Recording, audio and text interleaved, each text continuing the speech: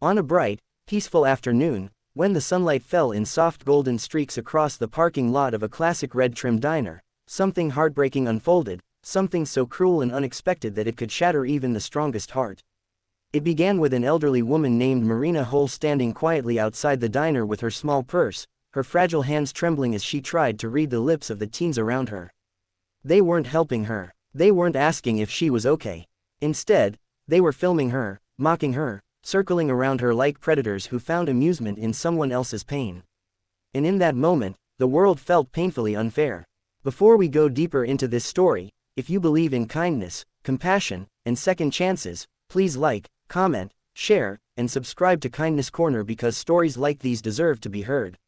Marina had come to the diner alone that day as she usually did. She was 83, gentle, soft-spoken, and completely deaf after an illness took her hearing years ago. She lived alone in a small apartment filled with old photographs and quiet memories. Every afternoon, she visited the same diner, not because she loved the food, but because she loved watching life move around her, the laughter, the families, the little moments she could still feel even if she couldn't hear them. It made her feel less alone. But on this particular day, the laughter wasn't warm. It wasn't kind. The teens who approached her, led by a boy named Troy Maddox, the kind who bragged loudly but carried little inside, were looking for entertainment. They started recording her on their phones, exaggerating their lip movements so she would misunderstand, clapping behind her head to see if she would react, snatching her napkin, pretending she dropped things she never had. Marina could read their faces enough to see the mockery, but she couldn't understand the words. They might as well have been knives carved from silence. She tried to ask for space. She tried to tell them she couldn't hear. But as she moved away, Troy pushed forward, pretending to interview her with a microphone he carried for his online pranks. His friends doubled over laughing as the camera continued filming her frightened face. Then Troy nudged her shoulder, not hard, but hard enough to throw off her already weakened balance. She fell to the ground, her palms scraping harshly against the asphalt. The burger she had bought for herself rolled away untouched. She reached for it with trembling fingers, trying to hold onto something familiar, something stable, while her eyes filled not with tears, but with a deep, aching grief that lived in the silence around her. The teens laughed harder, cars passed, people watched. No one stepped in. Marina tried to push herself up, but her hands were shaking too much. She looked lost, like a small leaf being blown by a cruel wind, powerless against it. That was when the rumble began. It started faint, distant, like thunder rolling beneath the ground.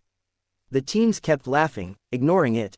But the rumble grew louder, deeper, vibrating through the pavement until even the bullies paused.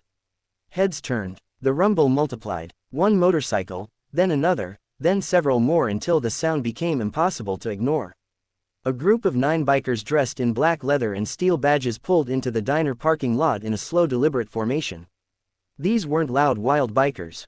They moved with purpose like a shield made of engines and grit. Their vests read, Guardians of Solace, a group known locally for helping elderly residents, veterans, and vulnerable people who lived alone. At their front was a towering man with a white beard braided at the end named Rogan Vale. Someone people whispered about in town, gentle until pushed. Come until something challenged his sense of justice. The moment Rogan saw Marina on the ground, something behind his eyes changed. He didn't need sound to understand what had happened. Pain looked the same in every language. Disrespect looked even uglier. He turned off his bike and stepped forward with a controlled fury that made the air feel heavier. His boots punched softly against the asphalt as he walked, his shadow falling over Troy and the others like a warning carved from sunlight. The rest of the bikers fanned out behind him, forming a half-circle between Marina and the teens. Troy tried to speak, tried to laugh it off, but his voice cracked. Before he could explain or excuse, Rogan crouched beside Marina with surprising gentleness. He placed a large hand behind her back, helping her sit up, then carefully picked up her fallen burger as though it were something priceless. Marina looked up at him with confusion first, then relief, and then something soft, something like being seen for the first time in a long time. Rogan wasn't angry at her. He was furious for her. He stood slowly, turning to the teens, his expression hardening like stone. The silence between them was louder than any shout. The teens lowered their phones, shame flooding their faces. They had expected someone helpless.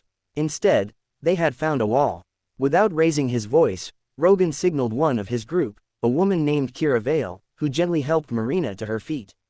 She signed slowly, clearly, telling Marina she was safe now. And for the first time in a long while, Marina felt protected. The bikers didn't yell, they didn't threaten, they simply stood there, 9 figures of quiet defiance and dignity. Sometimes the strongest justice is the one delivered without a single spoken word. The teens backed away, each step smaller than the last. Their shame burned hotter than anything Rogan could have said. They left in silence, their earlier cruelty dissolving under the weight of real strength. Rogan then walked Marina to a diner booth. The staff, who had watched nervously, came forward with warm drinks and a fresh meal. Kira stayed by Marina's side, signing patient words of comfort. Rogan stood at the entrance, guarding the space like a sentinel until Marina finally smiled again, soft, grateful, and a little stronger than before. Near the end of her meal, Marina reached for Rogan's hand. She couldn't hear his voice, but she could read lips well enough to catch the quiet promise he made, that she was never alone, that kindness still lived in the world louder than any cruelty. If this story has touched your heart today, please consider liking, sharing, and subscribing. Stories like this remind us that even in daylight, even in busy places, humanity can choose to shine. Before we end, please take a moment to comment below something kind you would want someone elderly or vulnerable to hear today.